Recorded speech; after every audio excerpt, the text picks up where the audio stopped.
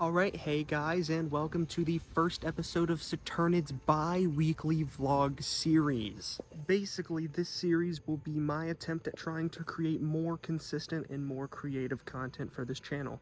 Not all of it will be bug or nature related, but some of it and a lot of it will be. Today's vlog, we will be heading over to my cameraman's house and retrieving him because we are going to be recreating an older video that I made, identifying and teaching you how to identify different species of moth host plants. I made a video a while back and I don't really like it because it could be improved a lot more, and I'm making a new video with more species of trees, including the ones that I did previously in that video. I won't be filming anything regarding this video today because it's almost 8 o'clock and the sun's setting, and it rained a lot earlier, so it's very wet outside. We will be filming this tomorrow. I'll be picking up my man CJ, the cameraman, and we'll be heading over to our local woods so that we can give you the breakdown on some basic tree species for moths and butterflies, or anything that I see fit. Before we do anything, I would like to update all of you on my current silver stack because it has increased a small amount since the last time I posted about it, and I think in every vlog that I am able to, I will update on the current size of it and if it's increased or not, because I think that would be a nice addition to the videos. Anyways, let's get on that. Our silver stack has been increasing quite a bit recently. I keep it all in this little bag here, but let's get this open and see what we got. So this is what we started with. We started with 5 ounces of silver from the Istanbul Gold Reserve, and we started out with 15 silver dimes with Mercuries and Roosevelts respectively to add a little bit of diversity. And this is all of what we now have. We've added 14 more dimes, so we're up to 28, and we have 3 more ounces of silver in the form of 1 ounce coins. So let's take a look at these. In terms of US junk silver, we have 2 coins. We have the Roosevelt dime and the Mercury dime. The Mercury dimes were produced from the years of 1916 to 1945, while these were produced from the years of 1946 to 1964. Since they were both produced in that time, they both fall within the junk silver era, which is any of our dimes, half dollars, and quarters produced from 1964 and back, which are made of 90% silver, making these worth a couple dollars a piece as opposed to 10 cents. Since we have 29 of them, it means that we have about 2 ounces of silver between all of the dimes, which is worth about $58, given that the current spot price of silver per ounce is about $29. One of our most recent additions to the collection are these 1 ounce silver rounds. We have 2 Britannias, which are from the UK, of course. You can see these nice little design on the back of them. And we have the Canadian maple leaf, which is of course produced in Canada. All of these are about 1 ounce of silver, which at the current spot price of silver makes them about $90 for all 3 of them, bringing our total silver value to about $159. Then, of course, finally, we have our silver bar of 5 ounces being at $29 per ounce. This is going to bring us up to about $145 plus $159, which is about $320 worth of silver. Alright guys, we've picked up the cameraman. Cameraman, say hi. Hi, cameraman. That's crazy. Anyways, so we're heading over to our local woods right now so that we can give you guys the spiel, the slick, the schliggy on the tree host plants of moths, butterflies, and other creatures. The old video was not very good because I didn't know how to speak, I didn't know how to film for shit. It's probably in like 144p, and you know, it's just all around terrible. But this time around, it's going to be at least 360p, and I'm going to give you the same species of tree I gave you the first time around, as well as some new species that I didn't know when I was younger, because that video was posted 3 years ago and Aiden was a fucking retard. It probably has some misidentifications too, to be honest with you. I honestly don't remember. It's been a fucking while since I made that video. Anyways, as you can see, we're pulling into the forest right now. If you cameraman, if you want to pan around in there. Look at this beautiful forest. Look at that, guys. All right, this, guys, is the very first tree we're going to take a look at, and it is this tree here. This is Fagus grandifolia, otherwise known as American beech. This can be properly identified by its oval-like leaves and its very dry feel and very thin feel. It also has this kind of like hairy feeling underneath the leaves. The bark, as we can see here, is not very textured. It's very flat, almost like a birch tree, except birch has serrated leaves, which beech does not. I don't see any on this one right now, but it usually has these nuts on it. I could post a picture here, and these are called beech nuts. They're very unique. If you ever see a beech tree with beech nuts, it's very obvious what you have. Anyways, this species of tree can be used pretty readily for a couple species. There's a couple of noctuids, we have tussock moths, and there's also things like polyphemus moths, which can be reared on this. Also luna moths, I haven't had much success with that though. It is listed as one of their host species. Anyways, guys, we should move on to our next species. So we actually have our next species of tree right here. This is Lilodendron tulipifera, otherwise known as the tulip poplar. Now, its leaves can be identified very easily. This species of tree is not hard at all to identify. It's sort of like its sassafras in concept, but it's very different, as you can see later when we go over sassafras. Anyways, this species of tree can be the host plant for a couple of lepidopterans, some butterflies like the tiger swallowtail, but also caterpillars of certain Colossamia species like the Promethea moth and the tulip silk moth, which are Colossamia promethea and Colossamia tulipifera, respectively. So there's not much else to say about this tree in terms of Lepidoptera host plants, so we can move on to our next one. Alright, so this species of tree that we're looking at now is actually a species of oak, otherwise known as Quercus. This is going to be black oak, which I can put up the scientific name here. I don't actually remember it at the moment. However, black oak is very interesting because it has these very hairy leaves that a lot of other oak species don't have. It has this odd sort of flowy design. It's a lot different than all of the other flowy types of like white oaks or whatever. And if you notice on the tips of the leaves, it has these little spikes. That's actually one of the easiest ways you can identify a black oak tree. Now, oak is useful for a lot of different species of noctuids, tussock moths, like previously stated, but mainly when it comes to silk moths, you're going to be feeding this to your polyphemus moths, any of your Antareia, because they love oak. Anyways, we can move on to our next species of Quercus, since that is sort of in the sphere of realm of what we're trying to do here. Alright, next up is our next species of Quercus, and this Quercus is actually demonstrating one of the common problems you might find when you're looking at species of Quercus. This is going to be red oak here. I don't remember the exact scientific name, I'll make sure to put it down below. Anyways, this is sort of the disease that happens on a lot of oak. If you find any oak like this, make sure to avoid it.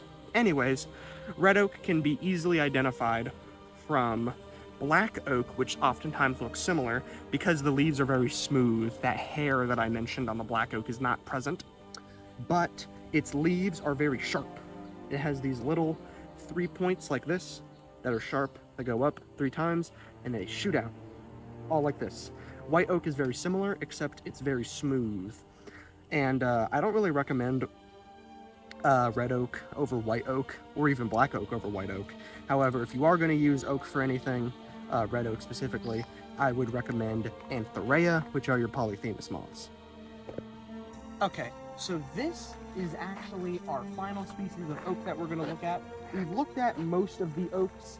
However, this is the last one and the most important one that you should take from this video. This is white oak. It has sort of the smoothness of black oak, but none of the little protrusions at the end, and it's not sharp like red oak is. This is white oak. It's also very smooth, like red oak, unlike black oak. This is what you want to use. Oh, more lanternflies. Yeah, I'm not going to worry about them right now. We want to use white oak over red oak and black oak because it has the best results when you feed them to your Anthorea, which is, once again, what is going to feed on this mainly. You can feed lunas on this. I have had lunas take bites out of this. I have not had real success with it. So if you are going to use it, I suggest using it really only for Anthorea. So we're actually going to move to a different part of the forest here because this part of the forest is basically 100% beech and or just stuff that I don't know how to identify or is just not used for any sort of silk moths. So there's no real purpose. Actually, perfect timing. This is something that we can do. So this is a species of tree that is useful for a lot of different things. This is red maple. Now, if you want to come down here, the leaves are actually very similar to a species of tree that we'll see later called sweet gum. However, whereas sweet gum might have a clean spike, and then a clean spike, and then a clean spike, this one is just like this, very serrated on that. It's actually called doubly serrated because it's serrated once and then it's serrated again very smallly on the leaves. Anyways, red oak can be used, red maple can be used for a lot of different species of silk moths. For one, there's polyphemus moths. Two, there's the rosy maple moth, which is probably the most iconic moth to be feeding on a tree like this. There's a lot of different things that can feed on red maple. It's a very useful tree that you should learn how to identify so that you can use it for your species. Okay, so we actually have two species here, a double whammy if you want. So the first one here is going to be the most important species that you should take from today's video. If you remember any of the species I teach you, it should be this one. This is sweet gum. This is the most important species you will ever need to know for raising the vast majority of not only silk moths, but just moths in general. This is sweet gum. Remember how I said red maple looked similar to it? Well, this is why. You can see the differences though. It does have that smaller double serration. However, maple had serrations going like this, and then on this there were smaller serrations like this. So you can say it's like triply serrate. This one's doubly serrate. I don't know how you want to call that. But sweet gum is very high in water, sugar, and fat. This makes it incredibly healthy for many different species of plant, many different species of moths. Our native species that can feed on this are, I believe, Anthorea. We have, I think, Io moths. We have Luna moths. We have Imperial moths. Basically, the entire Actius, all of Actius besides the pine feeders. We have basically every single species of Citheronia. So Citheronia regalis, which is native here, can also eat this. It's just so many species when you start to look into it. It's like if you're going to buy a new species of moth, you look it up. Oh, what does it eat? Oh, sweet gum. Yeah, that checks out. Well, so you should definitely learn how to identify this stuff. Also, it has seed pods that look like these spiky balls. I can put a picture of it. They're called monkey balls. So if you see a tree that has those on it, that can help you identify it. However, it's pretty obvious. There's not much else that looks like this other than red maple. All right, next up we have hickory. So hickory, it's actually here, right next to the sweet gum we just did. However, hickory, I don't remember which species this is specifically, but hickory has a compound leaf. See all of these? These are called leaflets. This is not multiple leaves. This is one leaf. It connects to the stem like this. This is all one leaf. It's called a compound leaf. Now, hickory often is found in deep forest. It's deciduous, and it has these big serrate leaves, usually. I don't remember which species of hickory this is specifically. However, hickory can be easy to identify. You have to make sure that you differentiate it from pawpaw. I don't know if we'll get to pawpaw, at least right now, because I don't think there's any in this forest. However, if we do find any, I'll make sure to show you so you can differentiate it. Anyways, hickory is really only useful, in my opinion, for Luna moths, or hickory tussock moths if you come across those. There's not many species of Saturniidae that I would recommend feeding on this, except for Luna moths if you happen to have any of those. But with Luna moths, I just recommend that you use sweet gum instead. This is our next species. This is going to be sassafras. This is one of my favorite native species because it can also be used for a lot of things. Only natively though. Sweet gum is sort of international. This is very native. So, I'm going to pick off 2 leaves. This is what it usually looks like. Remember how I said tulip poplar had the same concept, but it's different? This is what I meant by that. Sort of interesting shaped leaves. You will never find a species of tree that looks like this. If you do, it's a different species of sassafras. If you can't identify sassafras, there's no hope for you. Anyways, this is a cool little genetic defect, I guess you could say, with this sort of sassafras tree that we have around here, where it has these 5 prongs and some of them have 4 prongs. This is not common. It is very interesting though. Anyways, sassafras can be used for a lot of species of moths and swallowtails. We have spicebush swallowtails, we have various different leaf rollers, we have the imperial moths, we have the Isle moths, we have the Cecropia moths, and I believe, what else can you use them for? Promethea moths. Yes, there are a lot of native species of moths and butterflies that you can feed using sassafras. So if you find a sassafras, you should definitely use it. Also, this is, by the way, right here. This is another species of hickory. Once again, I don't actually remember how to identify them. However, you can see it's different from the first one because it is another compound leaf, except these are very long and very narrow, whereas the other ones were very big and round. So, our next tree cannot be used for a lot of things, but it can be used for a couple things.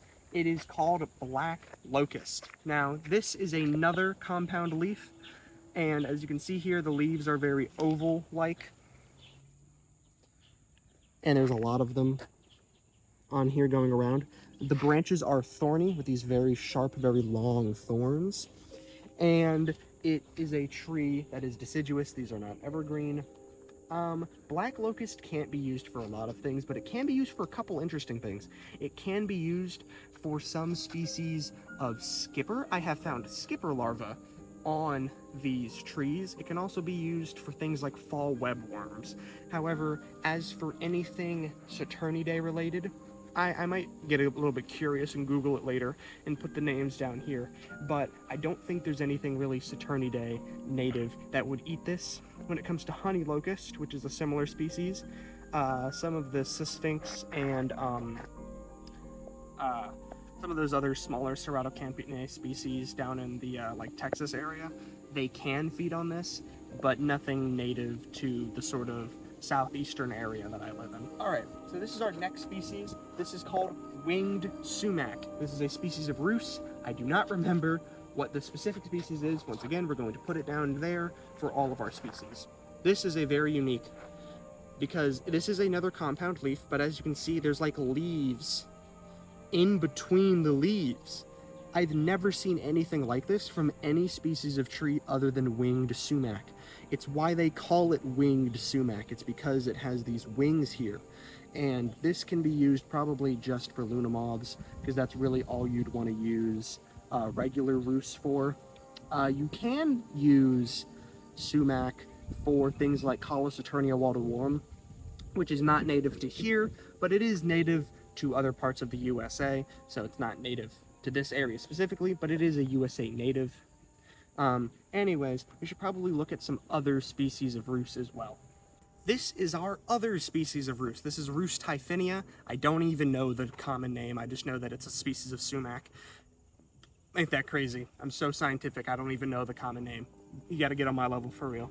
Anyways, once again, this can be identified by its sort of purpley stem and these kind of serrated leaves that are long and oval shaped. I quite like sumac, but it can't be used for much. Once again, pretty much just lunas and Walter Warham. So we can move on to our next species of tree. Lanternfly, lanternfly, lanternfly, lanternfly, lanternfly, lanternfly, lanternfly, lanternfly, lanternfly, lanternfly, die! It's still alive, it's still alive, it's still alive, it's still alive.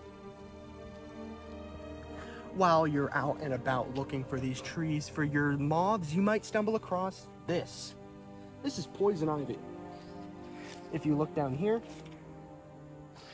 so we have 3 leaves, and the leaves sort of have these single protrusions on them, and they come in these groups of 3 throughout the vine. Yes, poison ivy is a vine. However, I didn't just do this as a PSA to make sure you are aware of poison ivy. This can actually be used for our Argamametrii, the giant comet moth. Did you know that? I didn't, but I was informed by our Lord and Savior Bart Coppens of that very recently. So it's a very interesting concept. Next species. It's an American dagger moth. That's what that is. So this is our next species of tree. This is actually one of the species that I did not know how to identify back in the day. This is known as Fraxinus or ash. Now these have been sort of destroyed in recent years by the emerald ash borer, which is an invasive species which feeds on these trees. This tree sort of fucked up. If you look at the top up there, its leaves are basically gone and they're only growing at this bottom area of the tree. So this one probably got bored. I don't even remember what this can be used for. I know that it can be, I don't remember what species. I'll put it down below, but I just thought you should know what kind of species this is because it is similar to a species that's coming up. Okay, so new discovery. This is a birch tree. Dude, I've walked this path so many times and I never noticed that this was here. I always just walked right past it, but no, this is a birch tree. This is not a compound leaf. I just pulled off multiple leaves. There's a butterfly flying around. Anyways, so birch tree is very easy to identify. It's kind of like a mulberry leaf in shape, but it has those sort of double serrations like the maple leaf did. It also has these kind of like little thingies here that grow bigger. They're the sort of seed pods. If you want to come to the base of the tree here, if you've ever heard of paper oak, this is called paper birch. This is not paper birch, this is called river birch. But the tree looks very flaky at the base. It's a very interesting tree that is very useful because it can be used for, I believe, Cecropia, but definitely for Lunas and Polyphemus, which are it's actually a very good host plant for those species specifically, especially Luna moths. I do recommend sweet gum for Luna moths though. All right, next species. This next tree is otherwise known as the Tree of Heaven or Ailanthus. This is what it looks like. It is another compound leaf. The leaves are, well, the leaflets rather, are smooth. They're long ovals with points, and on the tips near the stem they have these little protrusions. And this species of tree is actually the main lanternfly host plant. It can also be used for the Ailanthus webworm, who would have thought, and it can also be used for Samia species. It's the main host for Samia, your Cynthia silk moth. I actually have some of those that we might want to look at later or in a future video. And that's their main host plant. That actually is native, kinda. It's introduced. If you live in New York, you can actually find wild Samia. So it's not completely invasive, but the tree itself is invasive, so everything that feeds on it is also technically invasive. Next. Alright, this is our next species of tree. This is called catalpa. Now, catalpa leaves look like this. They're very large, and they are always shaped in this sort of like spade shape. The leaves are not serrated, and they're only really used for about one species of moth, and that is the Ceratomia catalpi, which is a species of hawk moth. It's also known as the catalpa hornworm. You might have seen them a while ago if you've been a long-time viewer, and I used to have them. I used to raise them, but I don't have them anymore. I haven't seen them in a while, but this species actually can be used for that. Really only that though, so if you have anything else that's not that, you should just sort of skip this species. If you know anything about magnolia, you might know that this is sweet bay magnolia, which can be easily differentiated from southern magnolia because of the fact that the backs of the leaves are not brown and hairy, and the leaves are a lot smaller. This is an evergreen plant.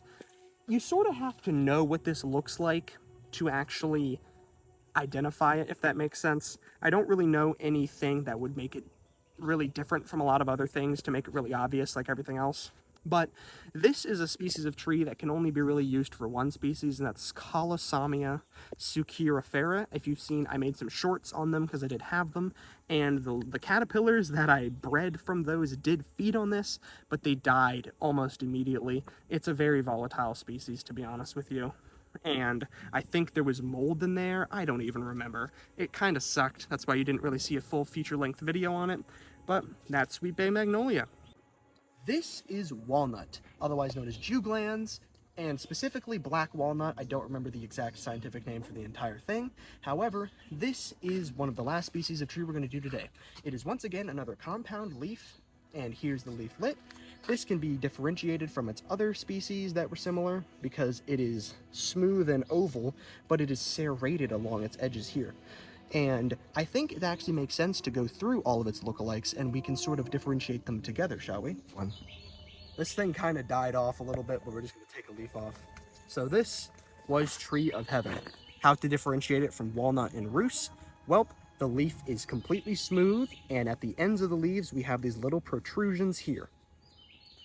Next up, rhubarb. How to differentiate it from walnut and ailanthus? Well, we have a pink stem, and our leaves are smooth once again, with small serrations and no protrusions at the end of the leaf.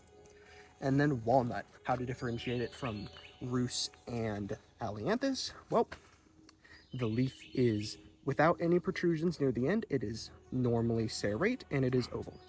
That is how you differentiate all three of these species, so that if you come across them in the wild, you won't be like me, who thought that walnut and rhubarb and ailanthus were sort of all the same thing, and I couldn't really tell them apart. It just started raining. It's been raining so much. Luckily, we're in the trees. It's not even raining on us, it's just around. So this is the last species of tree we're going to do today, because it is raining and we're out of trees pretty much. This is mulberry. This can only be used for basically one thing, and that is the silk moth Bomboxy mori. I don't remember what mulberry's scientific name is. We're going to put it down at the bottom. This is the leaf. Very similar to sassafras and sort of maple in a way. It's serrate with these little protrusions inward. You can often find them with these blackberry things along the tree because it is called mulberry. Those are called mulberries. We have different variation across the tree with different shapes. And this is actually one of those trees that's also very easy to identify. It's really not that difficult. All right, guys, that was the video. I hope you enjoyed it, and I hope that it allowed you to identify some host plants for some species that you might want to raise in the future. Cameraman here was a good help. He got paid in Monster Energy just like he always does, and he's happy. He's great. He's good. Well, guys, that's the end of this video, and happy mothing. Saturniid out.